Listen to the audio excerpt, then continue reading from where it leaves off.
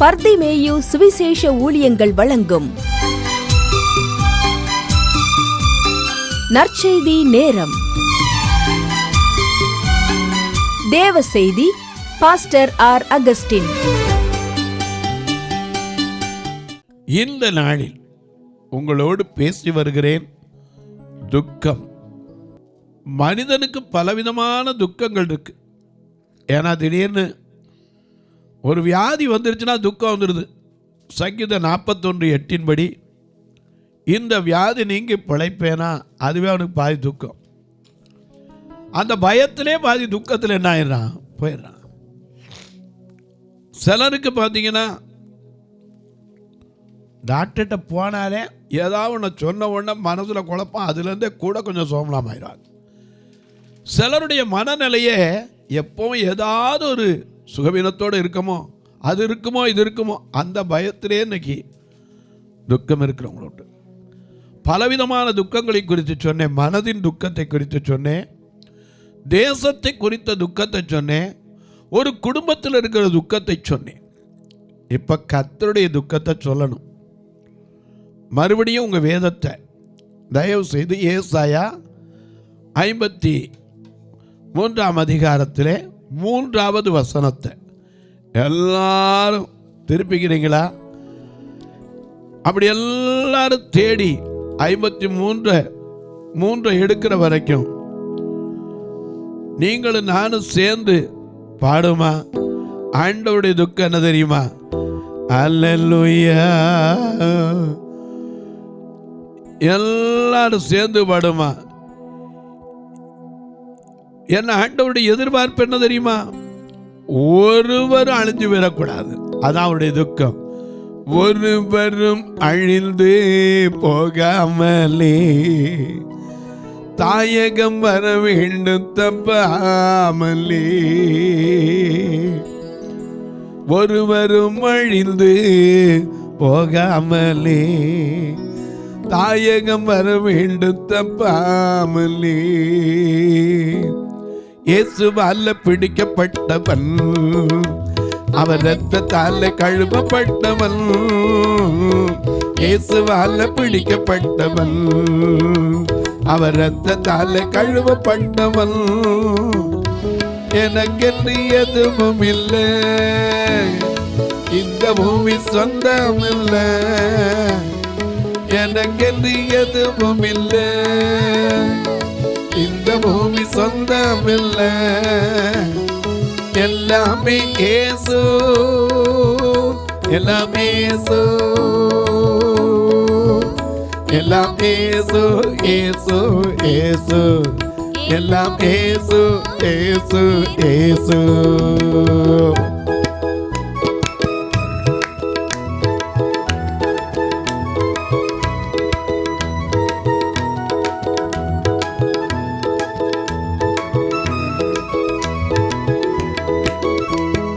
நீதியை விரும்புகிறேன், அக்கிரமம் வெறுக்கின்றேன். நீதியை விரும்புகிறேன், அக்கிரமம் வெறுக்கின்றேன். ஆனந்த ஐயா, ஆனந்த ஐயா, ஆனந்தத்தையில அபிஷேகத்தால், ஆனந்தத்தையில அபிஷேகத்தால் அனுதினம் நிரம்புகிறேன். நான் அனுதினம் நிரம்புகிறேன். இயேசுவால பிடிக்கப்பட்டவன், அவர் இரத்தத்தால கழுவப்பட்டவன். இயேசுவால பிடிக்கப்பட்டவன், அவர் இரத்தத்தால கழுவப்பட்டவன். எனக்கென்று எதுவும் இல்லை, இந்த பூமி சொந்தம் இல்லை. எனக்கென்று எதுவும் இல்லை, இந்த பூமி சொந்தம் இல்லை. எல்லாமே இயேசு, எல்லாமே இயேசு,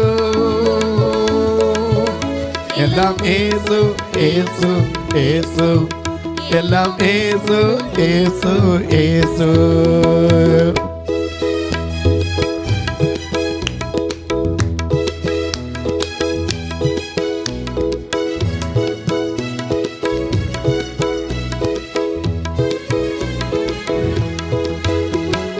சாபமான அனைத்தையுமே நஷ்டம் என்று கருதுகிறேன்.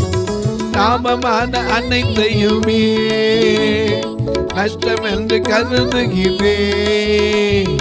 என் நேசர் தருகின்ற பரிசுக்காக, என் நேசர் தருகின்ற பரிசுக்காக லக்கை நோக்கி தொடர்கிறேன். நான் லக்கை நோக்கி தொடர்கிறேன். இயேசுவாலே, இயேசுவாலே, நான் இயேசுவால பிடிக்கப்பட்டவன். அவர் ரத்தத்தால கழுவப்பட்டவன். இயேசுவால பிடிக்கப்பட்டவன். அவர் ரத்தத்தால கழுவப்பட்டவன்.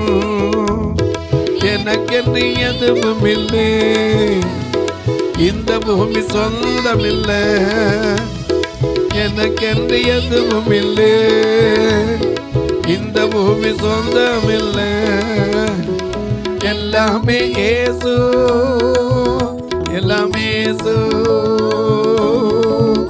எல்லாமே இயேசு, இயேசு, இயேசு, எல்லாம் இயேசு, இயேசு, இயேசு. ஐயா, எல்லாரும் கொண்டு அங்கே சேர்க்கணும். அவருக்கு துக்கம் என்ன தெரியுமா? தேவன் தம்முடைய ஒரே பேரான குமாரனை விசுவாசிக்கிறவன் எவனோ அவன் கெட்டு போகாமல் நித்திய ஜீவனை அடையும்படிக்கு. அதுதான் அவருடைய தாகம். ஒருத்தர் நினைஞ்சிடக்கூடாது, அழிஞ்சு போயிடக்கூடாது, யாரும் கெட்டு போகக்கூடாது. மனுஷனுடைய எண்ணம் என்ன தெரியுமா? அவன் கெட்டு போனா போறான், நானாவது நல்லா இருந்தா போதும். ஆண்டவருடைய எண்ணம் என்ன தெரியுமா? எப்பேற்பட்ட மனுஷனும் மந்திரவாதியா இருக்கலாம், அவன் பெரிய செய்வன கட்டுக்காரனா இருக்கலாம், எவனும் கெட்டு போயிடக்கூடாது. அதுக்கு தான் அவர் துக்கமுகமா இருந்தாராம். ஏன்னா வேதம் சொல்லுது, ஏசாயா 53:3 வாசிங்க பார்க்கலாம். அவர் அசட்டை பண்ணப்பட்டவரும் மனுஷரால் புறக்கணிக்கப்பட்டவரும் துக்கம் நிறைந்தவருமாய் இருந்தா. அவரை பார்க்கும் போதே துக்கம் நிறைந்தவராக இருந்தாரா? ஏனையா அவருக்கு துக்கம்?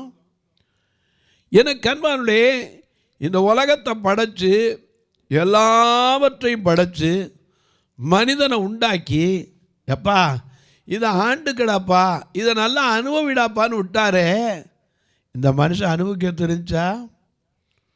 அதுதான் ஒரு துக்கம். எல்லாவற்றையும் அவனுக்கு கொடுத்தனப்பா, ஆனால் அனுபவிக்காம இழந்து நிற்கிறானே.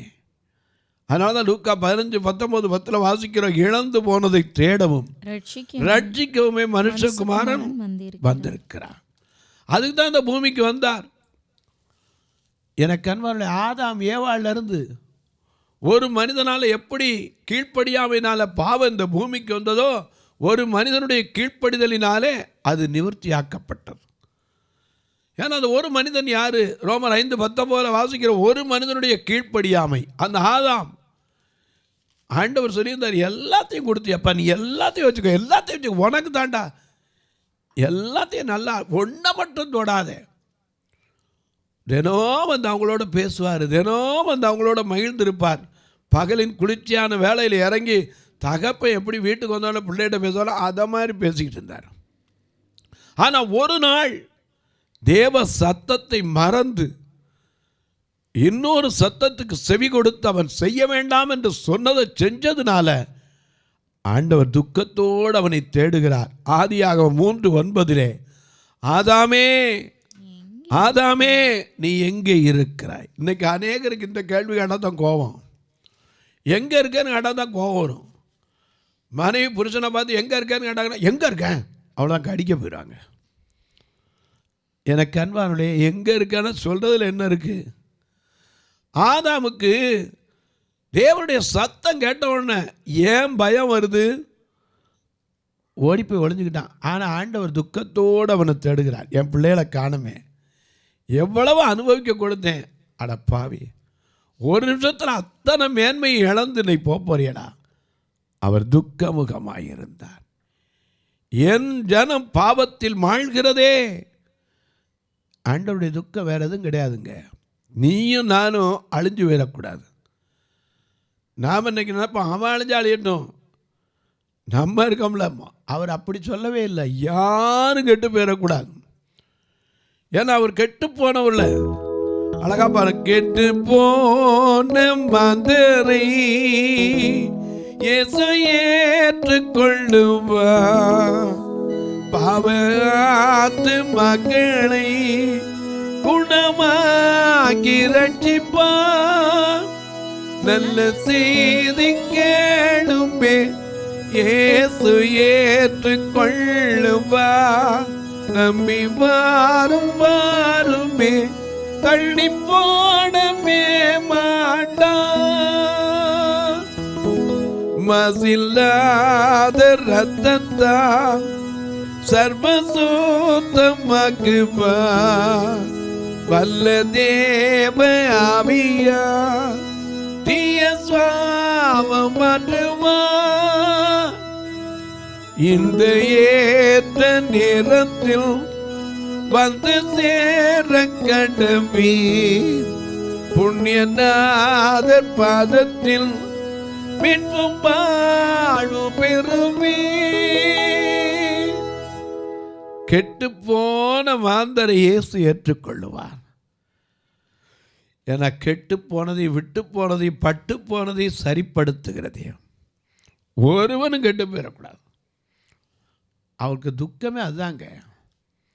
சிறுவையில் போராடின உடனே துக்கம் இல்லை. அவர் முகமெல்லாம் பார்க்கப்படத்தக்க அழகிலே இல்லை. ஏன்னா முகம் முழுக்க ரத்தம், தாடி மயிரெல்லாம் பிடுங்கி ரத்தம். அவர் பார்க்கும்போது விரும்பப்படத்தக்க ரூபம் அவருக்கு இல்லை. ஆனால் அசட்டை பண்ணப்பட்டார், ஒரு கவலை கிடையாது. புறக்கணிக்கப்பட்டார், அதை பற்றி கவலையே கிடையாது. ஆனால் துக்க முகமாக இருந்தார். ஏங்க? அடி உதைக்கு பயமா? இல்லை, அதுக்காக தான் அந்த பூமிக்கு வந்தார். மனுஷன் பாடுபடவும் சிலுவையில் மரிக்க வேண்டும் என்பது தேவ சித்தம். அதுக்காகவே தான் வந்தார். கொஞ்ச நாள் கழித்து நான் இப்படி காட்டி கொடுக்க போகிறேன்னே பேதுரு சொன்னான், அதெல்லாம் வரப்படாது, அதெல்லாம் யாரும் தொடப்படாதுன்னா, நீ தேவனுக்கு ஏற்றவளை சிந்திக்கலைன்னு சொன்னவர், மனுஷனுக்கு ஏற்றவளை சிந்திக்கிறேன்னு சொல்லி பேதுரு அதட்டினவர். அப்பாலே போ சாத்தான் என்னவர், தேவனுக்கு ஏற்றவளை சிந்திக்காம மனுஷனுக்கு ஏற்றவளை சிந்திக்கிறேன்னார். அவருக்கு துக்கம் எது தெரியுமா? நீயும் நானும் அழிஞ்சு போயிடக்கூடாது, அந்த ராஜ்யத்தை விட்டுறக்கூடாது. ஏன்னா நம்ம வாழ்க்கைங்கிறது ஓட்ட பந்தயம் ஓடுறோம், எத்தனையோ தடைகள் வரும், அதை தாண்டி ஓடி வரணுமே, அவங்களுக்கு வச்சிருக்கிற அந்த ஜீவ கிரீடத்தை பெறணுமேங்கிறதா அவருடையதான். அதுதாங்க அவர் துக்கம். எருசலேமை பார்த்து ஏன் துக்கப்பட்டார்? லூக்கா எழுதின சுவிசேஷம் 19ஆம் அதிகாரம் 40 வாசிங்க பார்க்கலாம். மிக அழகாக நமக்கு எழுதி வைத்திருக்கிறார்.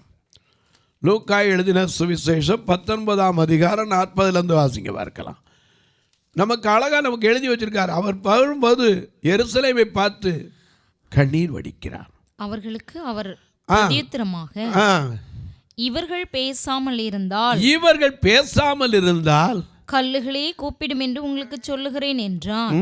அவர் சமீபமாய் வந்தபோது நகரத்தை பார்த்து அதற்காக கண்ணீர் விட்டு அழுதார். எதுக்கு அழுதாரு? உனக்கு கிடைத்த இந்த நாளிலாவது உன் சமாதானத்துக்கு ஏற்றவைகளை அறிந்திருப்பாயானால் நலமாயிருக்கும். ஏன்னா அவர் யாரு? சமாதான காரணர் நீங்க தானே, சர்வ வல்லவனும் நீங்க தானே, சமாதான காரணர் நீங்க தானே, சர்வ வல்லவனும் நீங்க தானே. இயேசு நீங்க, இயேசு நீங்க, இயேசு நீங்க இருக்கையில நாங்க சோர்ந்து போவதில்லை. நீங்க எல்லாமே பார்த்து கொள்வீங்க, நீங்க எல்லாமே பார்த்து கொள்வீங்க. இயேசு நீங்க இருக்கையில நாங்க சோர்ந்து போவதில்லை.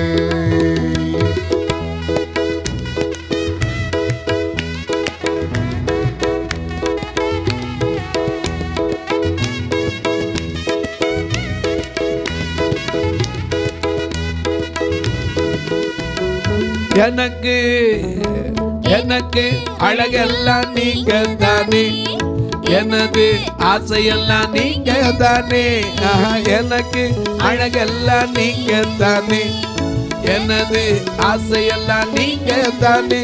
எசு நீங்க, எசு நீங்க, எசு நீங்க இருக்கையில் நாங்க சோர்ந்து போவதில்லை. எசு நீங்க இருக்கையில் நாங்க சோர்ந்து போவதில்லை. நீங்க எல்லாமே பார்த்து கொள்வீங்க, நீங்க எல்லாமே பார்த்து கொள்வீங்க. இயேசு நீங்க இருக்கையில் நாங்க சோர்ந்து போவதில்லை. ஏன்னா அவருக்கு பேர் என்னது? சமாதானத்தின் தேவன். 1 தெசலோனிக்கர் 5:23 வாசிக்கிறோம், சமாதானத்தின் தேவன் தாமே உங்கள் பரிசுத்தமாக்குவாராக. உங்கள் ஆவி, ஆத்மா, சரீரம் கரைத்திரையற்றதாய் கர்த்தராகிய இயேசு கிறிஸ்துவினுடைய வருகையிலே குற்றமற்றதாய் இருக்கும்படிக்கு காக்கப்படும். உங்களை அழைக்கிறவர் உண்மையுள்ளவர், அவர் அப்படியே செய்வார். ஆமென். எருசலேமை பார்த்து அதனால தான் அழுகிறாரு. லூக்கா 13:34 எருசலேமே, எருசலேமே, தீர்க்கதரிசிகளை கொலை செய்து உன்னிடத்தில் அனுப்பப்பட்டவர்கள் எல்லாம் கல்லறிகிறவளே, கோழி தன் குஞ்சுகளை எத்தனையோ முறை கூட்டி சேர்க்கும் வண்ணமா எத்தனையோ முறை உங்களை கூப்பிட்டனப்பா, உங்களுக்கு மனசுலாம் போயிருச்சே. உனக்கு கிடைத்த இந்த நாள்லையாவது சமாதானத்துக்கு அதுவானவைகளை அறிந்திருப்பாயானால் அதுதாங்க அவருக்கு துக்கம். எருசலேமை பார்த்து கண்ணீர் விட்டு அழுதா. ஜனங்களை அழுத போது சொன்னாரு, எனக்காக அழாதீங்கப்பா, உங்களுக்காக உங்கள் பிள்ளைகளுக்காக என்ன செய்யுங்க, அழுங்கன்னார். ஆண்டவருடைய துக்க முகம் எதுக்கு தெரியுமா? அடிக்க போறாங்க, நொறுக்க போறாங்க, சாட்டை எடுத்துட்டாங்க யூதர்லாம், அது அவருக்கு பிரச்சனையே கிடையாது. அவருக்கு பிரச்சனையே என்ன தெரியுமா? என் ஜனத்தின் மீறுதலை நான் ஏற்றுக்கொள்ள வேண்டும். என வேதமே சொல்லுது, அவர் மீறுதல், நம்முடைய மீறுதல்களுக்காக அவர் நொறுக்கப்பட்டார், நம்முடைய பாவங்களுக்காக அவர் நொறுக்கப்பட்டார். நமக்கு சமாதானத்தை உண்டு பண்ணுகிற ஆக்கினை அவர் மேல் வந்தது, அவருடைய தழும்புகளாலே நாம் குணமாகி இருக்கிறோம்.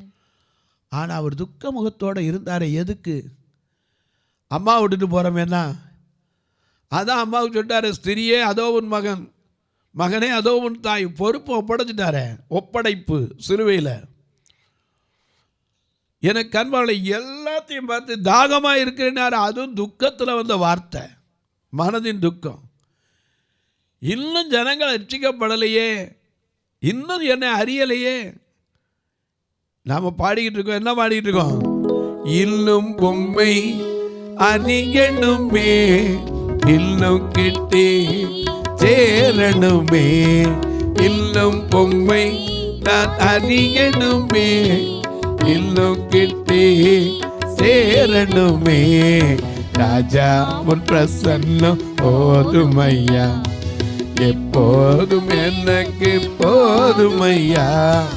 ராஜா உன் பிரசன்னம் போதுமையா, எப்போதும் எனக்கு போதுமையா. பிரசன்னம் பிரசன்னம் தேவ பிரசன்னம், பிரசன்னம் பிரசன்னம் தேவ பிரசன்னம்.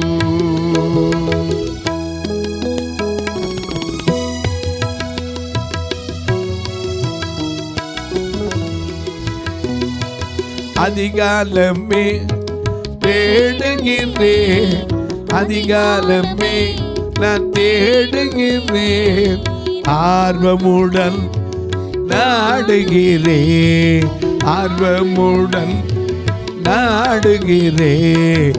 ராஜா உன் பிரசன்னம் போதுமையா, எப்போதும் எனக்கு போதுமையா. ராஜா உன் பிரசன்னம் போதுமையா, எப்போதும் எனக்கு போதுமையா.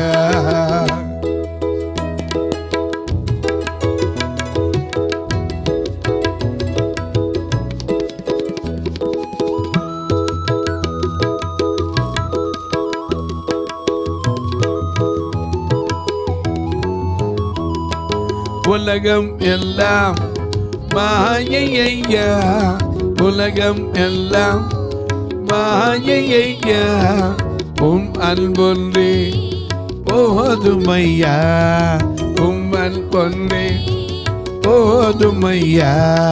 பிரசன்னம் பிரசன்னம் தேவ பிரசன்னம், பிரசன்னம் பிரசன்னம் தேவ பிரசன்னம். ராஜா உன் பிரசன்னம் போதுமையா, எப்போதும் எனக்கு போதுமையா. ராஜா உன் பிரசன்னம் போதுமையா, எப்போதும் எனக்கு போதுமையா.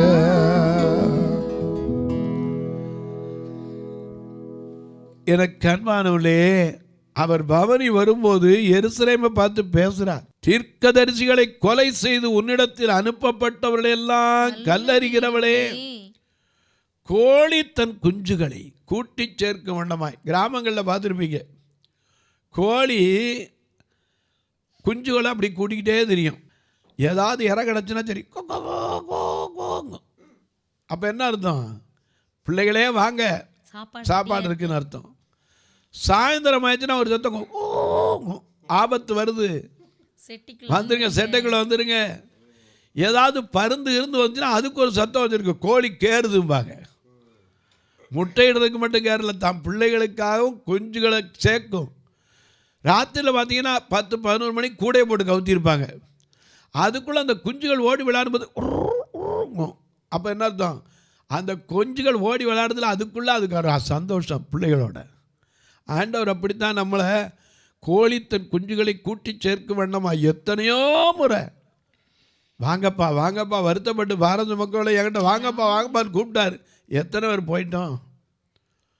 அதனால தான் கடைசி நேரத்தில் கூட துக்க முகமாக இருந்தார். தொலைக்காட்சியில் பார்க்கிறேன் அன்பு மக்களே, நம்ம துக்கம்லாம் கொஞ்ச நேரத்தில் அவர் சரிப்படுத்திட முடியும். ஒரு குழந்தை இல்லையா, நாளைக்கு அவர் நினச்சார்னா கற்பத்தை ஆசீர்வதிக்க முடியும், உன் கற்பத்தை திறக்க முடியும். நீ வறுமையில் இருந்தேன்னா நாளைக்கு ஒரு வார்த்தை சொன்னால் போதும், உன் வாழ்க்கையெல்லாம் செழிப்பாயிரும். அது மட்டும் இல்லை, ஒரு மழையில் விவசாயி கலங்கி போய் துக்கத்தில் இருக்கான்னா ஆண்டவர் வானத்திலிருந்து ஒரு கட்லைட்டாக போதும், பொக்கிஷ சாலையை திறந்தா போதும், அடுத்த அப்பாடா போதும் போதும், அந்த துக்கம் முடிஞ்சிச்சு. ஆனால் ஆண்டவருடைய துக்கம் இன்னைக்கு வரைக்கும் முடிஞ்சிருக்கா? அதனால தான் அவர் அசட்டை பண்ணப்பட்டவராய் மட்டுமல்ல, புறக்கணிக்கப்பட்டவராய் மட்டுமல்ல, துக்கமுகமாக இருந்தாராம். ஏன் துக்கமாக இருந்தார்? நீயும் நானும் சமாதானத்துக்கு ஏதுவாகணும் தெரியலையே, கிடைத்த நாளெல்லாம் விட்டுட்டோமே, இதுக்கு மேலே அவரால் நிற்க முடியாதுன்னா அவர் தேவ சித்தம் வந்துருச்சு, போக வேண்டிய வேலை, பிரிந்திடு வேலை வந்துருச்சு. அழகா சொல்றாங்களே, பிரிந்திடும் வேளை நெருங்கினதாலே வருந்தின சீஷர்காய் மருந்தி நின்றாரே, அல்பரின் நேசம் யார் சொல்லலாகும், அன்பரின் நேசம் யார் சொல்லலாகும். பக்தர்களுக்காக பரமனை நோக்கி, பக்தர்களுக்காக பரமனை நோக்கி மெத்தமும் ஊக்கமாய் வேண்டிக் கொண்டாரே, அன்பனில் நேசம், அன்பனில் நேசம் யார் சொல்லலாகும், அதிசய அன்பனில் நேசம் யார் சொல்லலாகும்.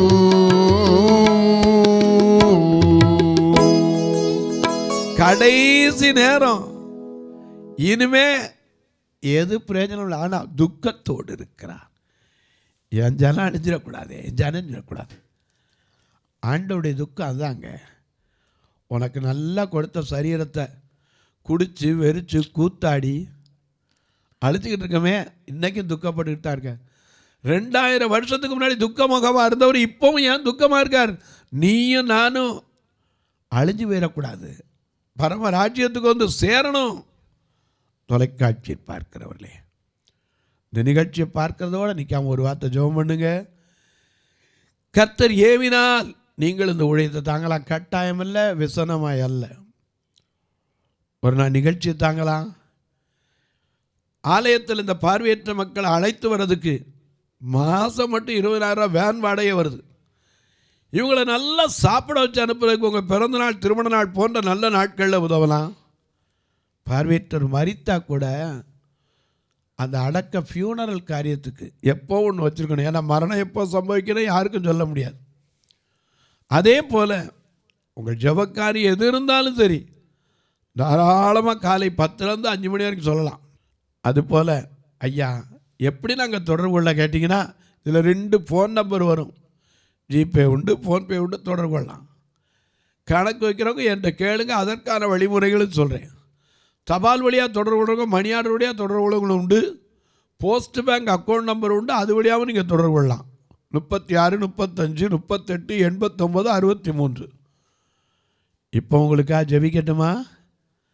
அன்பின் பரலோக பிதாவே, ஆசீர்வதிக்கப்பட்ட இந்த நாளிலே ஆண்டவர் என்னை குறித்து துக்கப்படுகிறாரா? கொஞ்சம் கேளுங்க. ஆண்டவரே, நான் என் வாழ்க்கையில் அறிய வேண்டியது அறியாமல் இருந்துட்டனே, இப்போவாது அதை அறிந்து கொள்வதற்கு தருணத்தை கொடுத்திருக்கிறார். மனம் போனபடி வாழ்ந்து தன் இஷ்டப்படி செய்தாலும் நியாய தீர்ப்பு உண்டு என்பதை அறிந்திருக்க ஐயா. இப்போ கூட மனம் திரும்பினா ஏற்றுக்குவாரா? நிச்சயமா. மனம் திரும்புங்கள், பரலோக ராஜ்யம் சமீபம் என்று சொன்னவர் இன்றைக்கு நம்ம வருவாயா என்று காத்திருக்கிறார். அன்பின் தெய்வமே, ஆறுதலின் நாயகரே, உம்முடைய துக்கத்தை நாங்கள் அறிந்தவர்களாய் உமக்காக செயல்பட இன்னும் ஓடி உழைக்க உற்சாகப்படுத்தும். ஊழிய பாதையில் உற்சாகம் தந்தீரையா, ஓடி ஓடி உழைப்பதற்கு உடல் சுகம் தந்தீரையா என்று பாடுகிறோமே, அதை அனுபவிக்கிற நாங்கள் ஆத்துமாக்கள் ஆதாயம் செய்கிற பணியில் இன்னும் எடுத்து பயன்படுத்தும். இந்த ஊழியத்தை தாங்குகிற ஜெபிக்கிற எல்லா மக்களையும் ஆசீர்வதியும். இயேசு கிறிஸ்துவின் ஈடு இணையற்ற வல்லமையுள்ள நாமத்தில் ஜெபிக்கிறேன் நல்ல பிதாவே, ஆமென். சபை ஆராதனை ஞாயிறு காலை 10 மணி முதல் 12 மணி வரை. இடம் பர்திமேயு சுவிசேஷ ஆலயம், அன்னை சத்யா நகர், இளமனூர் அஞ்சல், சக்கிமங்கலம் வழி, மதுரை மாவட்டம். பின்கோட் 625201 மற்றும் பர்திமேயு சுவிசேஷ ஜெப வீடு, flat number 107, Eden garden, Muthur, Tirunelveli. Pincode 627011. சிறப்பு உபவாச கூட்டம் ஒவ்வொரு மாதமும் 2வது சனிக்கிழமை காலை 10 மணி முதல் 1 மணி வரை நாகர்கோவில் YMCA ஹாலில் வைத்து நடைபெறுகிறது. மற்றும் ஒவ்வொரு மாதமும் 4வது சனிக்கிழமை காலை 10 மணி முதல் 1 மணி வரை திருநெல்வேலி புதிய பேருந்து நிலையம் அருகில் உள்ள கிரேஸ் ஹாலில் வைத்து நடைபெறுகிறது. எங்கள் எல்லா ஆராதனைகளிலும் கலந்து கொண்டு தேவனை மகிமைப்படுத்த அன்பாய் அழைக்கிறோம். உங்கள் உதாரத்துவமான காணிக்கைகளினால் இவ்வூழியத்தை தாங்க விரும்பினால் R. Augustine, account number 5021364331, IFSC code IDIB 000B066, Indian bank, BP Kulam, Madurai. GPay number 9842181917, BGM ministries மற்றும் 9442559772, பிளைண்ட் மினிஸ்ட்ரீஸ் அகஸ்டின். உங்கள் தொடர்புக்கு பாஸ்டர் R. அகஸ்டின், பர்திமேயு சுவிசேஷ ஊழியங்கள், நாகமலை, புதுக்கோட்டை, மதுரை 625019. தொலைபேசி எண்கள் 9842181917 மற்றும் 9442559772. கர்த்தர் தாமே உங்களை ஆசீர்வதிப்பாராக.